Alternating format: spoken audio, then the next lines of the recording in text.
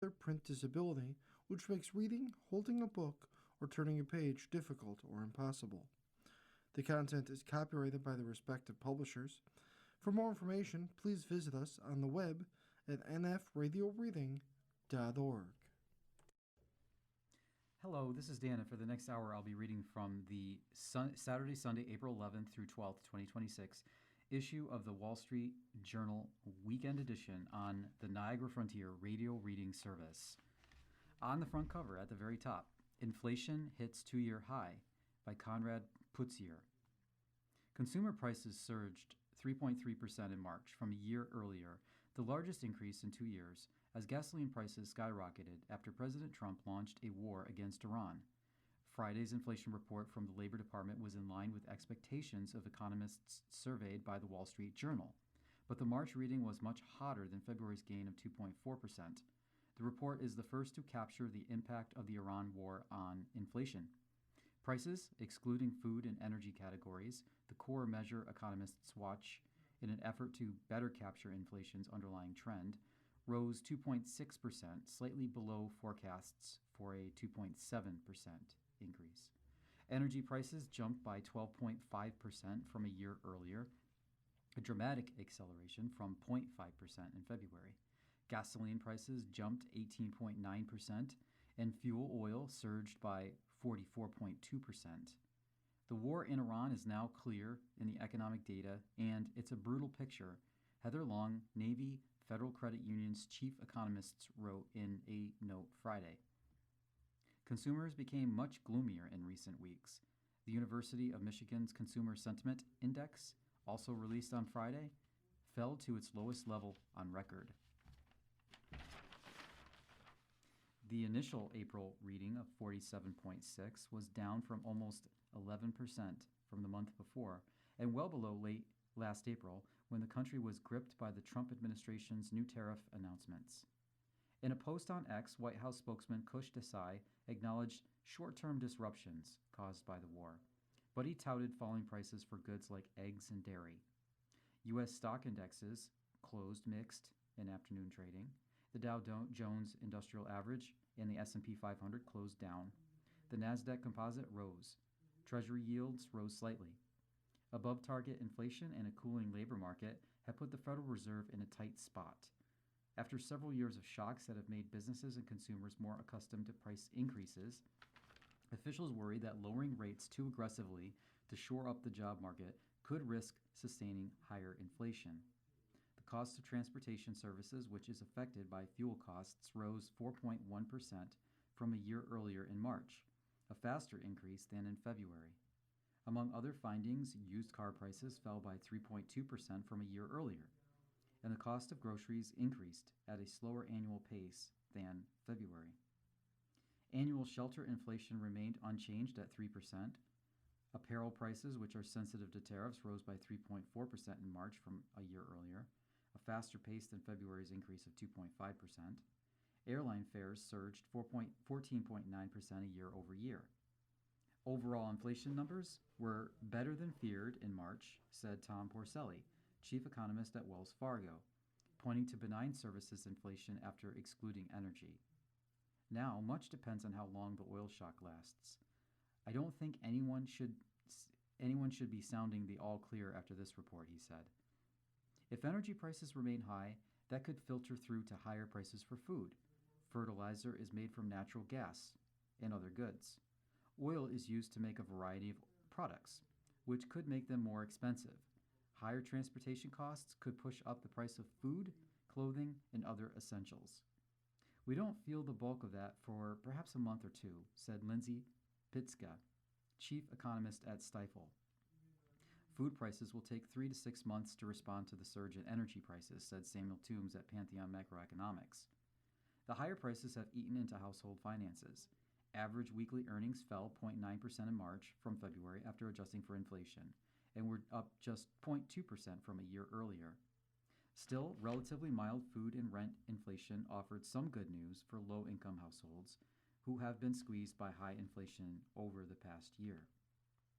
Economists caution energy and goods prices that surged after the war started won't immediately fall back to their old levels if the Strait of Hormuz, through which about 20% of the world's oil is transported, were to fully reopen. Companies are often quick to raise prices and much slower to lower them.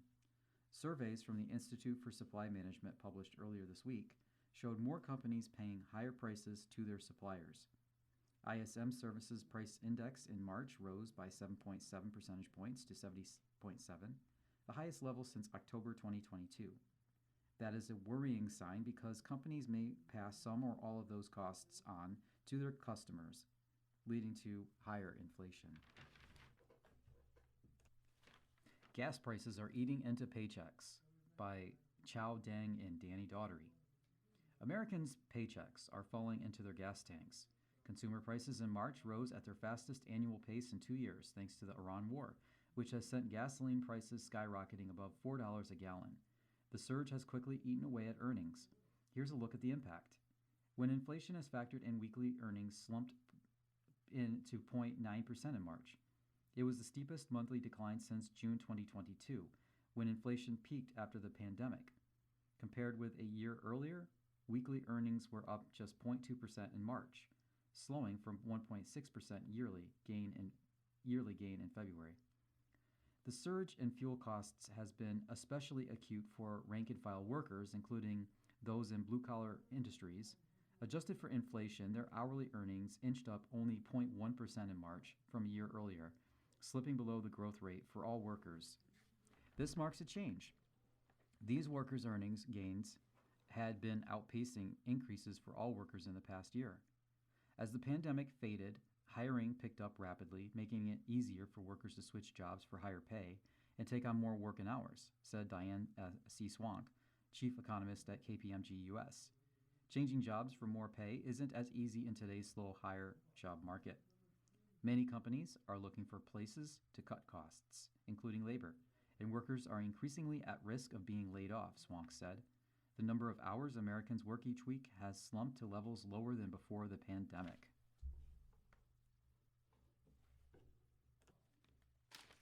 U.S.-Iran trade jabs on eve of talks. Late brinkmanship signals difficult road for Trump's effort to open Hormuz Strait. The standoff between the U.S. and Iran is intensifying ahead of a face-to-face meeting, with Tehran raising new preconditions for ceasefire talks and President Trump warning of further military action. The 11th hour brinkmanship shows the difficult road ahead for talks between two longtime foes racing to resolve disputes in the next 2 weeks that have stymied negotiators for more than 2 decades, or at least to make enough progress on them to extend negotiations. Iran's control of the Strait of Hormuz adds a volatile new dimension to a negotiation that also cover its nuclear program, missile systems, and support for regional militias. Iranian leaders and Trump traded barbs ahead of the meeting, underscoring deep mistrust between the two sides.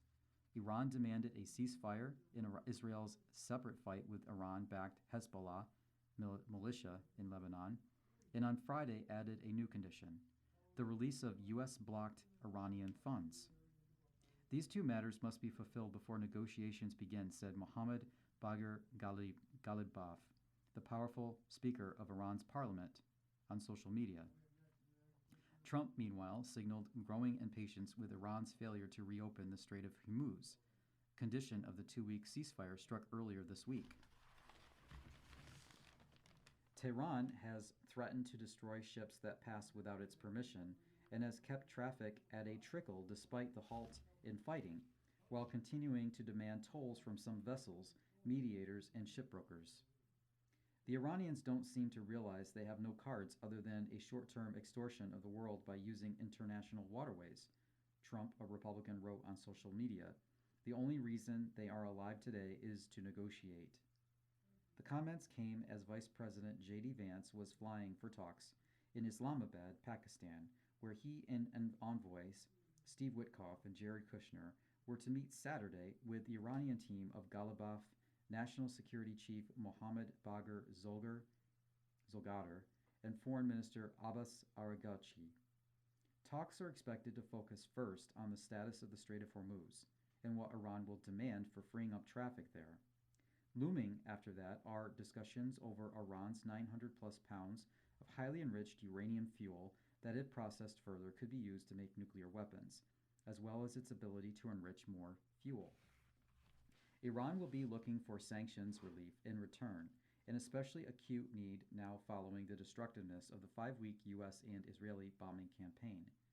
Progress on those issues could lead to an extension of the ceasefire and set up further talks that will almost certainly be needed to resolve complex issues around Iran's nuclear program and regional role. Iran is playing hardball here because they believe that they have the upper hand, said Ali Vaiz, Iran project director of conflict resolution crisis group. The reality is that the U.S. has not been able to figure out a solution to neutralize the superpower that Iran has been able to secure in this conflict, which is its control over the Strait of Hormuz. Fayez and Ghalibaf's doubling demand of preconditions on Friday was likely aimed at shoring up Iran's key demand that Israel end its pummeling of Hezbollah, once Iran's most mighty regional militia ally. But he warned it could be another example of Iran being too tough at the negotiating table for its own good. They do drive a hard bargain, but often fail at demonstrating the flexibility when they must, he said, and that results in squandering more opportunities than gaining ground in negotiations. Despite the public threats, there have been signs of compromise around the edges as efforts to get a diplomatic track going played out this week. Iran initially laid out a list of 10 demands as its price for stopping the war. They included recognition of its control of the Strait of Hormuz and right to enrich uranium, an end to sanctions, war reparations, and the departure of U.S. forces from the region. Mediators in the talks and Iranian diplomats said Tehran later softened its positions on enrichment levels, compensation for wartime damage, and U.S. troops in the Middle East. White House Press Secretary Caroline Leavitt said Wednesday that Iran's more reasonable and condensed demands made it possible for the U.S. to agree to the ceasefire. After escalating drone and missile attacks on Gulf states on the first day of ceasefire to protest the fighting in Lebanon and an attack on the Iranian refinery, Tehran effectively stopped the shooting Thursday and Friday. Michael Singh, a senior fellow at the Washington Institute for Near East Policy, said the most likely outcome of the talks is a minimalist deal that swaps some Iranian commitments not to develop nuclear weapons and to open the strait for some minor sanctions relief and a halt to the fighting. Tehran has deployed brinkmanship throughout its many years of negotiating with the U.S. It long absorbed global sanctions pressure while building up its nuclear program until Washington, in secret talks in 2013, accepted it could live with an agreement that allowed Iran to enrich uranium at home. While the Biden administration worked to revive that nuclear accord after Trump withdrew in 2018, Iran moved rapidly to resume production of uranium metal and started enriched uranium to near weapons grade. Continuing on with this theme, another article on the front page, just below the fold, Iran has a strong hand to play by Yaroslav Trofimov. Abu Dhabi. Iran is heading into this weekend's negotiations with the U.S. in a triumphant mood, having tested the limits of U.S. power and emerging from the 40-day war in control of the Strait of Hormuz and, with it, the world's energy markets. The question is whether Iranian leaders will overplay this critical lever at the planned meeting in Islamabad with Vice President J.D. Vance by insisting on maximalist demands despite losing much of Iran's military and industrial base. This is something that President Trump, despite his apparent eagerness to wind down the conflict, will likely find impossible to accept. From Tehran's point of view, they think they have Trump over a barrel. They think they have weaponized the world economy, have taken everything that America can throw at them, and came out standing, said William Wexler, Director of Middle East Programs at the Atlantic Council and a former senior Pentagon official. Trump blinked first. Now the Iranians won't take a deal unless it is a deal in which Trump and Vance completely abandon U.S. national security interests in the Middle East. The playing field is stacked in Iran's favor after more than a month of warfare that involved a dozen nations in the region. This is largely because the crucial component of any negotiation, the time factor, now works for Tehran. Unlike the US and the rest of the world, Iranian leaders can afford to drag out the talks, as they insist on their demands. Iran's very participation in the Islamabad meeting remained in doubt until the last moment, as Tehran demanded that Washington first unfreeze blocked Iranian funds and pressure Israel to stop strikes against Iran's Hezbollah ally in Lebanon. While the US and Israel have suspended their bombing campaign in Iran, with every passing day, Tehran tightens its chokehold on global oil and natural gas supply. As long as the Strait of Hormuz doesn't reopen free navigation, this is bound to translate into growing prices at the pump, including in the US, where gasoline already costs about 40% more than in February. What pressure is Iran under at all now? None. The real pressure now is the Strait of Hormuz, said Robin Mills, chief executive of the Dubai-based Qamar Agency energy consulting firm. We are seeing oil storage draining in Asia, then in Europe, and now in the US, because the markets are sucking it up. If this continues, the price rises are going to come to the US pretty sharply over the next couple of weeks. While Trump said a 15-day ceasefire requires Iran to reopen the waterway, nothing of the kind happened, as Trump himself has acknowledged. So far, Trump has allowed Iran to keep the Hormuz Strait closed without consequences. The massive U.S. forces assembled in February remain in the region, though. If no deal is reached, the shooting starts bigger and better and stronger than anyone has seen before, he threatened in an earlier post. It's a threat that can't be fully discounted. But Iran, currently swept by nationalist euphoria, with state media hailing the country's emergence as the fourth global superpower alongside the US, Russia, and China, might be betting that Trump is so desperate to extricate himself from the unpopular war that he will keep extending the ceasefire. The Iranians believe that they won the war and Trump wants to move on, said Karim Sajapour, senior fellow at the Carnegie Endowment. Some elements of the regime, he said, have another reason to push the U.S. to the limit. Within the Islamic Revolutionary Guard Corps, there are those who don't mind prolonging the war, because once the bombs stop, the people's grievances return. Ever since the Islamic Revolution of 1979, ideology usually prevailed over national choices in Tehran, noted Alex Vatanka, a senior fellow at the Middle East Institute and author of a book on Iranian leadership. The new generation of IRGC commanders in Tehran have clear choices to make in the coming days. If you are the regime, it is not such a clear-cut proposition to say, time is on our side, and I should not give away anything major in terms of concessions. Trump could restart the war, which is probably unlikely, but could happen, and you could have protesters back on the streets again, Vatanka said. Iran is suffering too. I don't think that this is bluster. This sense of euphoria is going to last once they turn around and look behind them and see the devastation of this war. The lifting of the economic sanctions is one of Tehran's top demands going into the talks. It is something Iran needs to rebuild the damage caused by the war and to revive an economy that was already in a deep crisis. Diplomats said if Iranian and U.S. representatives show flexibility, this could eventually lead to be a framework agreement under which the U.S. lifts or eases these sanctions. The Strait of Hormuz reopens, and a compromise is found on the issue of nuclear enrichment that isn't too different from the Joint Comprehensive Plan of Action agreement struck by President Barack Obama in 2015 and scrapped by Trump as a disaster and, quote, an embarrassment. But now Iran has much stronger cards than just before the war began, or than in 2015. The miscalculation on the part of Israeli Prime Minister Netanyahu and President Trump has put the Strait of Hormuz on the table as a negotiating factor. And it wasn't on the table before this war, said Hussein Haqqani, a former Pakistani ambassador to Washington, who is now a senior fellow at the Anwar Gargash Diplomatic Academy in Abu Dhabi. In the end, the U.S. and Israel, in cooperation with the Gulf states, will have to formulate a negotiation strategy in which Iran can be brought not only to give up what they wanted Iran to give up at the beginning of the war, but also to get them to make concessions on the Strait of Hormuz. It's not going to be easy. You are listening to a reading of articles and features from the Wall Street Journal Weekend Edition on the Niagara Frontier radio reading service. U.S.-led era of free seas is unraveling. Iran's toll booth shatters maritime system that's enriched the world. And this is by Drew Hinshaw, Joe Parkinson, and Daniel Michaels.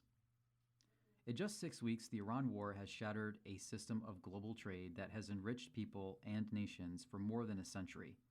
The freedom to sail the open seas. The Strait of Hormuz long functioned as an artery for the world's maritime economy. But that 30-mile wide waterway is now a monument to a new global disorder. As some 20,000 sailors effectively held hostage at sea digested President Trump's ceasefire announcement last week, contingent on the complete opening of the strait, Iranian officials stressed they would determine which ships could leave and at what price. The Tehran toll booth was taking effect as the U.S. Navy watched on, an admission that, at least here and now in the world's oil corridor, America no longer rules the waves. Captains, owners, and managers of the more than 700 vessels stuck near Iran, carrying tens of billions of dollars in cargo, were messaging one another to try to make sense of Tehran's shifting rules. The Strait of Hormuz, sailors said, risks becoming a graveyard for a trading system so integral to the modern economy that most consumers, accustomed to cheap imports and 3-day shipping, take it for granted. The price stands to be shouldered by consumers across the world in inflation, scrambled delivery schedules, and the snarls of a new arrangement in which Tehran can choose which countries access Middle Eastern oil. If Iran continues to charge tankers for safe passage, the added costs will hardwire a higher price for a gallon of gasoline, economists said. Or its Revolutionary Guard Corps could choke the flow entirely, wreaking havoc on energy markets. Either way, ship owners, their insurers, and crew remain wary of sailing back into a once bustling strait that could spring like a trap on the slightest misunderstanding between an aggrieved Iranian regime and an American president who threatened to wipe out its entire civilization in a night. Whatever happens next, the precedent of a toll booth in open waters will reverberate across the world order the U.S. helped build.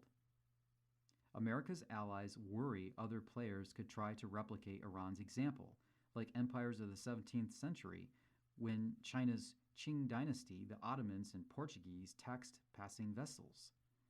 Trump has floated his own wish for an American toll on the Persian Gulf, and his expenditure of naval power in the Middle East has given Beijing and its navy, the world's largest, free rein to expand control over the South China Sea.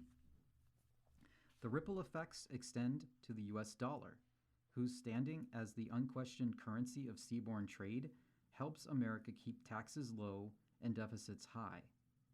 Iran, sailors noted, is collecting tolls in Chinese yuan, or cryptocurrency. Things won't be like they were before, said Captain Ali Kafnani of Syria, who rotated his phone on a video call to scan the horizon, where he could see more than 30 ships stranded until Iran authorizes their departure. A Libyan captain on a nearby ship was calling to ask if he understood the new rules governing a waterway that transports around 1/5 the world's oil and liquefied natural gas. Everyone is confused, Kanafani said. The Iran war is now the third in 4 years to disrupt shipping.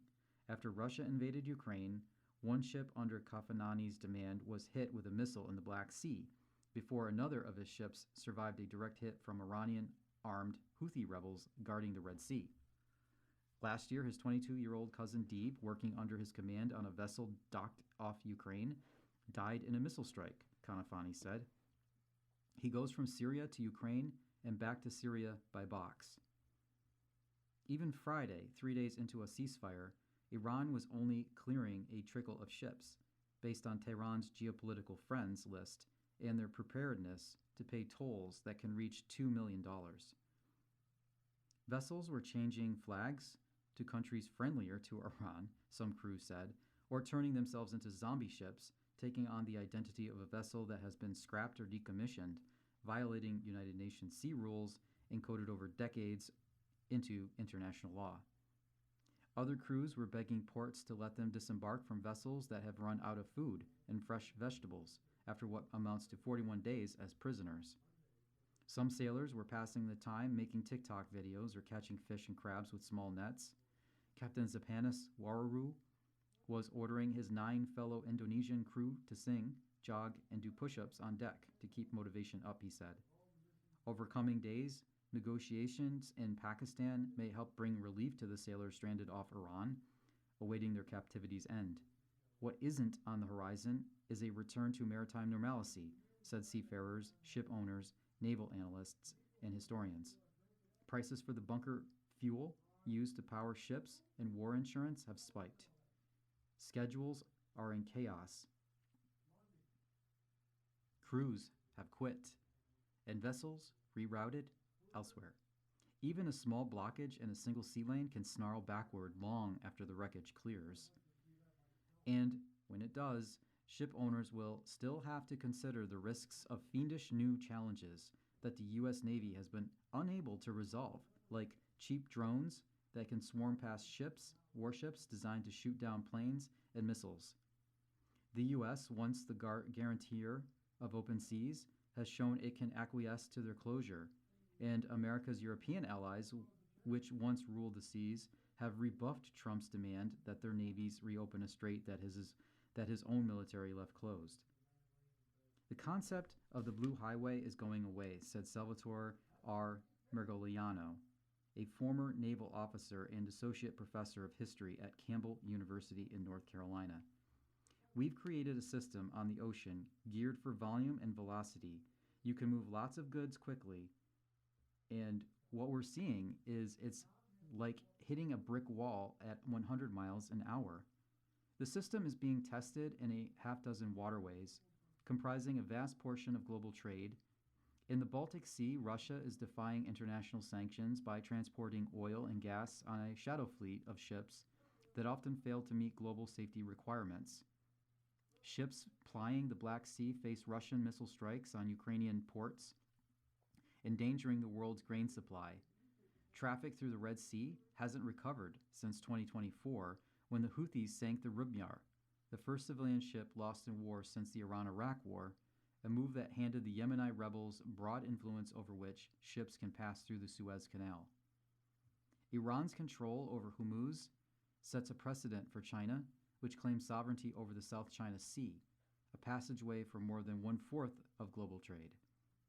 If the world accepts paying tolls for the Strait of Hormuz, then how do we handle the claim China has made to the entire South China Sea that it is Chinese territorial waters, said retired U.S. Navy Vice Admiral John Fozzie Miller. If they control the South China Sea, they essentially control the global economy. China says it is acting inside its territorial waters. Its neighbors, which reject Beijing's arguments, once counted on solid support from Washington. Like neighborhood gangsters, Iran and China each seek to impose a protection racket on civilian vessels plying the waters coveted by their respective governments, in violation of international law, said Hunter Stiers, who served as maritime strategist to the Secretary of the Navy until this year. The mafia calls it protection money. Iran calls it a toll for unmolested passage through the Strait of Hormuz. The result is the same. Where free seas end, shakedowns begin. You are listening to a reading of articles and features from the Wall Street Journal Weekend Edition on the Niagara Frontier Radio Reading Service. Back to the front cover, bottom right page. It starts on the front cover. We'll continue on page A9. President scraps China playbook. White House walks back previous aggressive approach. When Pentagon officials last fall briefed President Trump on a draft of a bureaucratic defense strategy document, it framed China the same way it had for a decade, as the top security threat facing the U.S.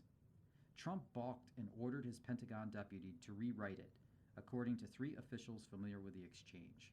When the administration's revised the National Defense Strategy published in January, it offered instead a conciliatory tone toward Beijing. President Trump seeks a stable peace, fair trade, and respective relations with China, an unclassified version of the document declares. While every administration crafts its own defense strategy, Trump's second is making the unusual move of discarding a policy that was formulated by his first. That bipartisan approach, sanctioned by Trump 1.0, characterized China as the most consequential U.S. adversary. The Trump 2.0 framework is instead a seismic shift in U.S. policy, trade practices, and rhetoric toward Beijing, driven by a new mantra: don't rock the boat. Since Trump met with Chinese leader Xi Jinping in the South Korean city of Busan in October, the administration has paused hefty tariffs planned on Beijing's most prized industries, abandoned plans to penalize Chinese companies determined to be security risks to the U.S., curbed investigations into Beijing-linked hackers, waved through Chinese investment in the U.S. with little scrutiny, and told officials to tone down their comments on China, current and former U.S. officials familiar with the changes said. Pursuing activities antagonistic to the rival superpower has become further paralyzed by Commerce Secretary Howard Lutnick ordering staff that they need his sign-off for any China-related actions, people familiar with the matter said. Officials at other agencies pursued a ban on a China-linked router maker by styling it as an order that doesn't name the company or China. Trump himself didn't directly name-check the economic and military rival in his February State of the Union address. The dramatic reversals, which have alarmed some of Trump's own national security aides, are in part aimed at laying the groundwork for Trump's May meeting with Xi, according to current and former U.S. officials.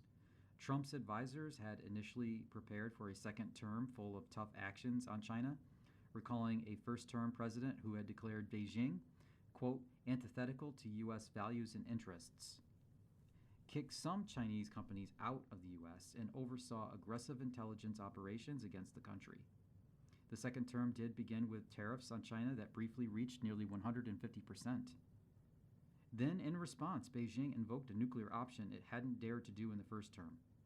Last April, it shut down most exports of rare earths, mineral deposits, essential for high-tech applications, threatening U.S. production of everything from electric vehicles to missiles, jet fighters, data centers, and submarines. China mostly controls the refining, separation, and global export of rare earths. Beijing's willingness to sever such a critical trade tie caught Trump's team off guard, according to administration officials. Treasury Secretary Scott Bessent and others appealed to Trump to walk back the tariffs and dial down the trade war to get the minerals flowing again, according to officials familiar with the matter. Against a president who prides himself on his deal-making, China often appears to be prevailing. China stood up to President Trump with the rare earths, and the U.S. backed down, said Anja Manuel, a former State Department official who now advises companies on geopolitics. It is really mutual damage control now. The war with Iran has further weakened the U.S. negotiating position with Beijing, national security officials say, with Trump deciding, amid the sprawling conflict, to delay his first of what was to be 4 meetings with Xi this year. The postponement of the April meeting gives Trump's aides and cabinet secretaries, who were behind in preparations, more time, but also diminishes expectations for substantive concessions from Beijing, said people familiar with the plans. Among the expected requests from the U.S., large quantities of purchases by China, specifically for orders of soybeans, Boeing aircraft, and American energy exports to slash the persistent bilateral trade deficit. The requests would largely reset the trade relationship to the status quo from 2024 without significant U.S. gains. Some China watchers have described the Trump administration's increasingly dovish posture as a tactical truce rather than a strategic shift, saying that the two nations could return to robust economic competition. Even so, the changes have permeated Washington in ways that may be difficult to reverse. Our lead over China will atrophy, said Chris McGuire, who served as a National Security Council official in the Biden administration and at the State Department under Trump through August. The long-term cost of that is going to be astronomical. White House spokeswoman Caroline Leavitt said China has already resumed some purchases of soybeans thanks to Trump's trade negotiations. The seeds of the reversal appeared early last year. David Faith, who was set to take the role of Senior Director for Technology and National Security on the National Security Council, began work with colleagues on a directive that would more aggressively block Chinese investments and curb China's access to American tech talent. 1 month after taking office, Trump unveiled the America First investment policy. But the president later decided he didn't want to pursue many of the restrictions, and the directive was quickly forgotten. Last April, Trump fired Faith along with other advisors who were viewed as China hawks. The Council's Tech and National Security Directorate, which has been the nerve center for coordinating administration actions on tech and China, was dismantled. The removal of national security officials who supported tough export controls on American chips opened the way for NVIDIA to sell its chips to China, which Washington had previously restricted to avoid helping further China's AI industry. Now the Committee on the Foreign Investment in the U.S., the panel that was set to be beefed up under the America First order, has instead slowed its enforcement efforts so significantly. Some lawyers are advising clients to proceed with deals because the chances are so small that CFIUS will intervene, people familiar with the matter said. A Treasury spokesman said that under Bessent's leadership, nothing has changed in regards to CFIUS diligence, investigation, or enforcement. Upping the ante. In early October, weeks before Trump's Busan meeting with Xi, China upped the ante with additional restrictions on rare earths and semiconductors. Bessent and trade official Jamieson Greer prepared a range of actions for the U.S. to respond to China's violations. These included restrictions on chemicals, commercial aerospace, and aviation technologies. But Trump told them no. He wanted his meeting in Busan to go smoothly, according to officials familiar with the exchange. Some Chinese officials have largely concluded that Trump's aides are responsible for rushing through export controls without the president's sign-off, officials familiar with the matter said.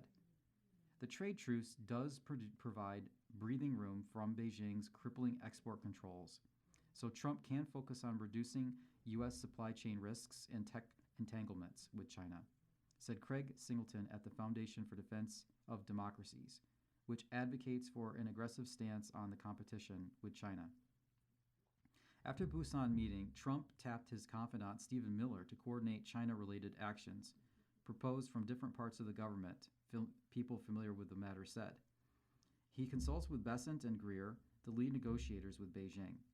They wanted to tightly manage policy processes to ensure no one from the administration made any moves that could anger Beijing, the people said. The White House, for example, cautioned Republican leadership of the Senate Committee on Banking, Housing, and Urban Affairs to tone down the rhetoric after legislation that blocked certain U.S. investment in China was titled Fight China Act, according to people familiar with the matter. The legislation passed in December with a title that didn't single out China. The White House also told the Cybersecurity and Infrastructure Security Agency to not explicitly mention China in its threat bulletins that informed the private sector about new, high-risk hacker campaigns, according to a U.S. official familiar with the matter. China-linked hacks have often been the focus of these bulletins. The resulting paralysis has contributed to a large-scale departures of staff working in China matters in multiple Commerce Department offices. One office had determined that China-found router company TP-Link and China-linked internet-connected trucks and buses posed national security risks. Interagency reviews had reached a similar conclusion about the risk of TP-Link and supported a ban.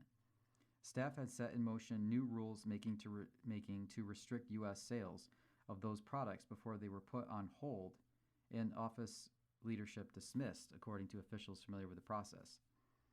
In March, the Federal Communications Commission announced a ban on new imports of all foreign-made routers, regardless of the nationality of the producer, a blanket prohibition that also accomplishes sidelining Chinese routers without naming the country or TP-Link.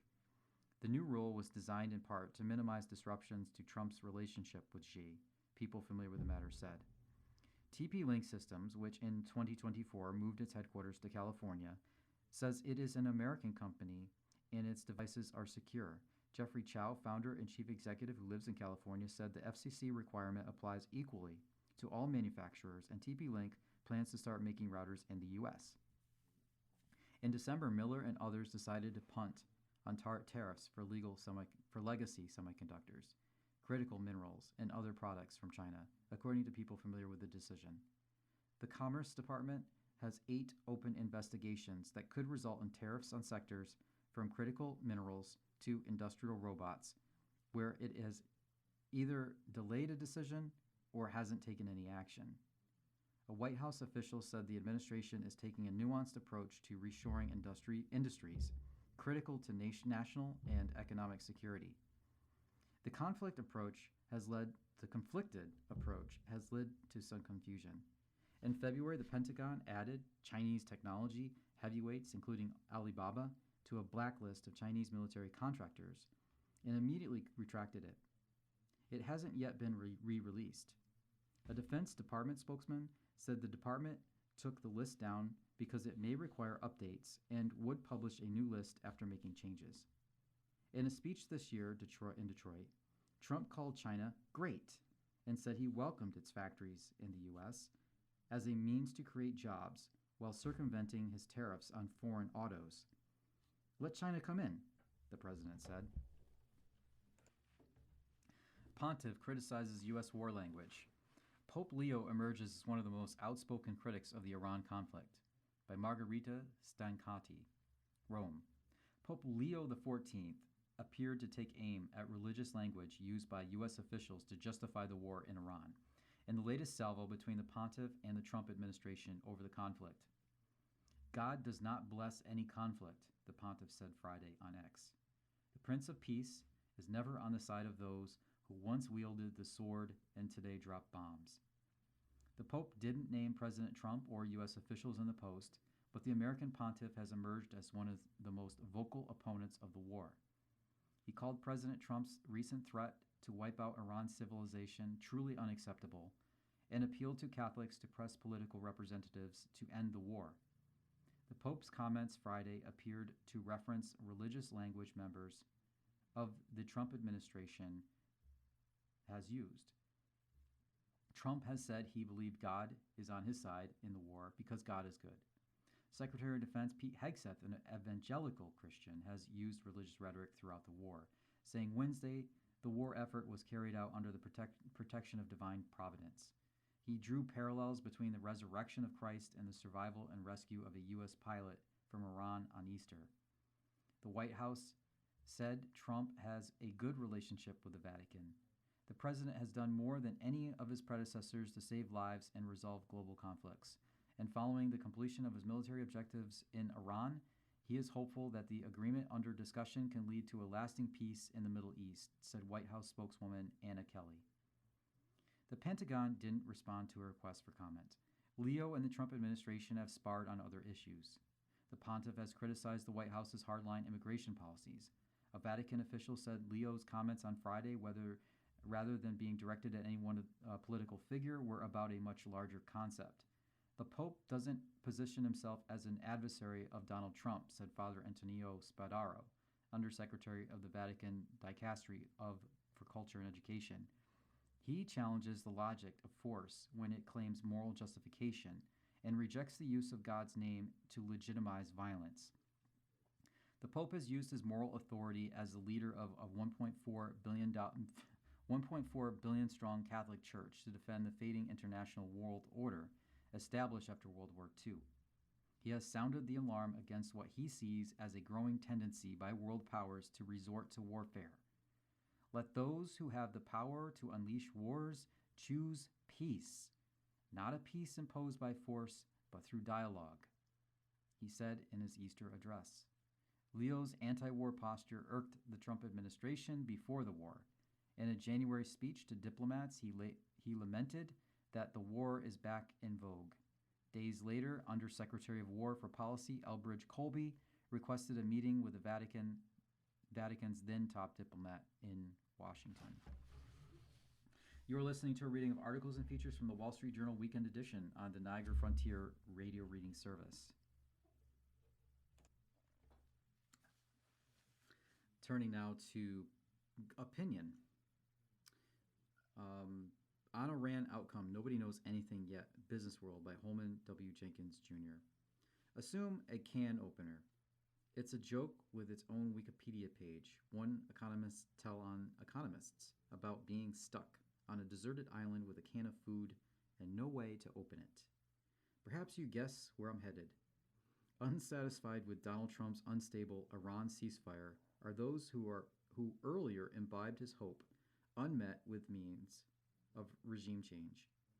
Also unsatisfied are those who approve of nothing he has done and yet are happy to rub in his face his TACO, T-A-C-O, like unwillingness to engage in further acts of which they would also disapprove.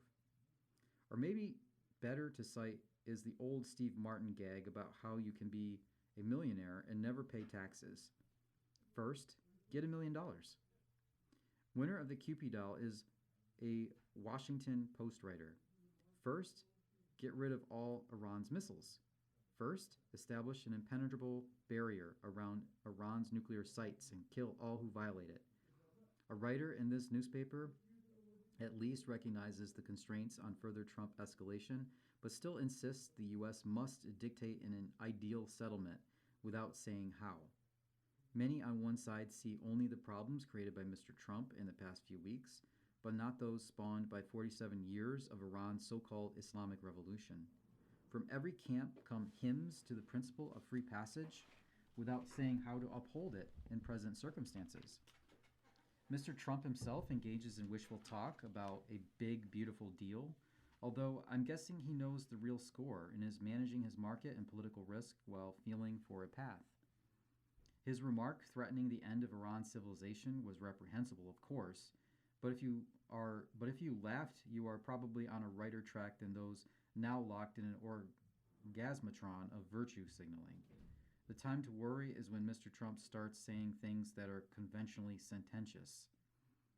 His approach to Iran decidedly isn't mine, but neither is he likely to leave 530,000 or 140,000 U.S. troops stranded in another country's civil war, or Truman-like to draw a red line where he didn't mean to and end up with 36,000 American dead. Another favorite saying of economists, there are no solutions, only trade-offs.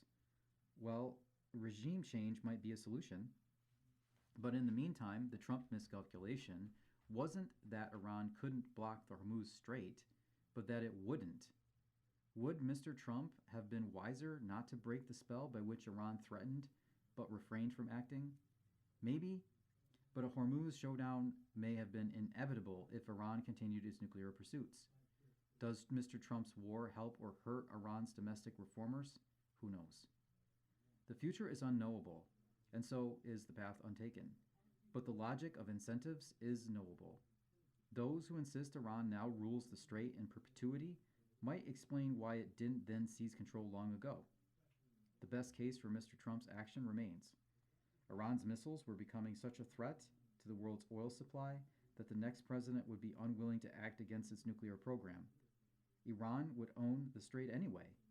The frequently drawn parallel is to North Korea's conventional artillery, massed in range of Greater Seoul's 26 million people. This huge conventional deterrence, the U.S. convinced itself, rendered impractical military action against the North's nuclear program. All the more timely, then, is the paper from George Washington University's Nicholas D. Anderson and Dartmouth's Darrell G. Press, revisiting the North Korea assumption. Thanks to technology, the U.S. and South Korea have vastly improved their counter-battery capabilities, meaning they can take out North Korea's guns as soon as they start firing. South Korea has massively invested in civil defense. Tens or hundreds of thousands of Seoul fatalities were once expected in a war. In a scenario where the U.S. and South Korea strike preemptively, the authors now predict 700 to 1,100. Calculate for yourself whether the risk would be worth taking to eliminate a rogue state's nuclear capacity. The larger lesson is that threats invoke countermeasures, and these change the incentives of those making the threats. Iran refrained from acting against the strait for decades because it knew that doing so would set in motion things it didn't want. Those things are now in motion. To give the barest sketch, they include military countermeasures by its neighbors, infrastructure investments to bypass the Gulf, an emerging coalition of energy-consuming nations to liberate the strait, an increase in covert action funded by the U.S. and Arab petrostates against the regime, etc. Then there are 93 million unhappy Iranian citizens. These are real things. This is a family newspaper, but turn on a podcast or cable TV right now to experience full frontal reification fallacy, a hyperventilation over words, whether those of Mr. Trump or the Iranians, or the bullet points in their for now peace proposals. In Gut We Trust, Declarations by Peggy Noonan. Ceasefires give hope, even if temporary, tenuous, and fragile. But does anyone imagine negotiations with Iran in the next 2 weeks will bear real fruit, resolve central questions? If they don't, what then? We're in a fluid, dangerous story that isn't going away anytime soon. But I want to speak of something that made it worse. Those social media posts in the middle of the night. The first story here is the U.S. joining the war. The second is the ultimate outcome. But third is importance in those posts, because they seemed so desperate, so cruel, and so Suez-like in their historical size and import. You know them well. On Tuesday, Donald Trump on Truth Social. Quote, "A whole civilization will die tonight, never to be brought back again. I don't want that to happen, but it probably will." On Good Friday. Our military, the greatest and most powerful by far in the world, hasn't even started destroying what's left in Iran. Bridges next, then electric power plants. On Easter Sunday, open the F straight, you crazy bastards, or you'll be living in hell. Just watch. He ended that post, praise be to Allah. The posts left his friends and foes slack-jawed. I want to talk about why they were so horrifying. They constituted hitting a new bottom, a new and infernal face lit by flames bottom in world communications. The posts weren't showbiz, they were sinister. You destabilize the world when, as the American president, you say such things. You make all the babies in this delicately poised, always knockdownable world less safe. You rob your own nation of a claim to moral seriousness in the military action in which it's engaged. You are saying we're not trying to protect life, but plan to attack and, in the attacking, kill non-combatants who are members of the targeted civilization. The moral high ground is relinquished. You lower the bar for all potential response. You encourage violent action by trumpeting your readiness for it. It bolsters the position of your enemies. Their animus is justified. Their commitment deepens. It allows them to pretend they're fighting for continuation of their people and not only the continuation of the regime. It's even ineffective as a threat. The reason the madman theory worked for Richard Nixon, if it did, was that world leaders knew he wasn't crazy but might be tripped into extreme behavior by an adversary's intransigence.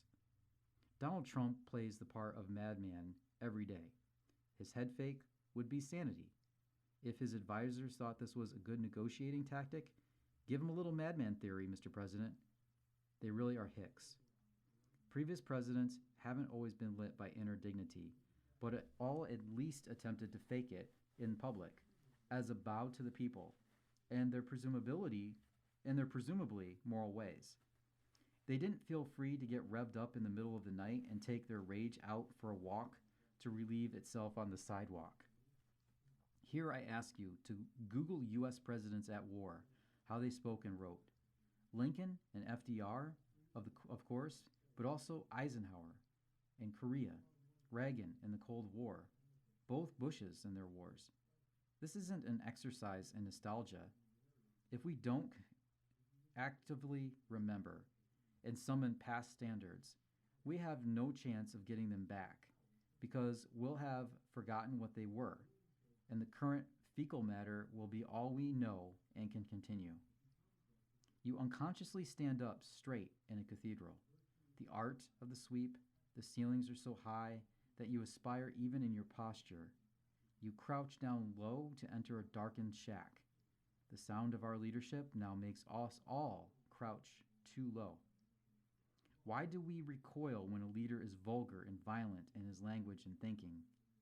Coarse language obviously implies coarse thinking, and no one wants that in a leader entrusted to bring peace and prosperity. Beyond that, throughout history, political authority has come wrapped in a certain formality and ceremony. Dignity enhanced power. A British king, even 500 years ago, didn't think himself free to speak in public like a fishmonger or a street whore. He had to present himself at a certain height so people would look up to him. As for threats, when you resort to them, you're revealing you are uncertain of the sufficiency of your power. Real menace shuts its mouth. Napoleon acted as if a threat was information given to the enemy. He didn't want to signal intent or commit to an action. He wanted the foe wondering what he'd do next. In the past, Trump supporters often received criticism of his language as if it were criticism of him. That didn't happen this time. They know he was doing something they themselves wouldn't do and don't want. Tucker Carlson caught this when he challenged Mr. Trump the day after Easter. Who do you think you are? I think Mr. Trump shocked his followers.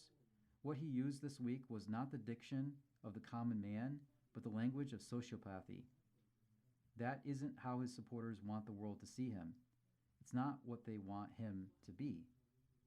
Beyond that, we haven't learned much new about Mr. Trump during his Iran endeavor. It's more a matter of more so. He has enormous personal tolerance for dramatic, high-stakes situations in which outcomes are unknown and won't immediately be known. The waiting doesn't wear him down. He operates as if he honestly believes we don't need allies, as if the concept is antique. He's threatening again to leave the North Atlantic Treaty Organization. But having and holding allies is simply prudence. They steady your position in moments of danger. They help you make the case and share the intelligence burden and broaden your influence in peace. More than that, allies add legitimacy and moral authority. You're acting with others, not only for yourself, and you're going forward with shared values that imply historical meaning, which has its own force. Having allies means that when something bad happens, you don't stand alone. It is not sentimental to care about this. It is not, or it is babyish to think it means nothing. Mr. Trump's trust in his gut seems to have grown overwhelming, not in his reasoning power, not his analysis of intelligence data, but gut. George W. Bush was famously a gut player too, and having a good gut, a good brain, and good judgment are a great boost in life and leadership. But it can't be all gut. A lot of gut instinct is pattern recognition. I've lived long, experienced much, and know how this movie ends. But that means gut is weighted toward past experience. It can have limited utility in wholly new territory. Sometimes gut is mere emotion dressed up as instinct. Sometimes it's wishful thinking that feels like conviction. Sometimes it conveniently preempts hard reasoning. You can trust your gut straight into catastrophe. Also, gut never does a full audit. You need your brain for that, for reflection and self-examination on how or where you went wrong to help you next time. And gut doesn't necessarily travel. A good gut in one domain can be a bad one in another. You can confuse domains. You've been listening to a reading of articles and features from the Saturday, Sunday, April 11th. The following program is intended for listeners who are blind, have low vision, or have another print disability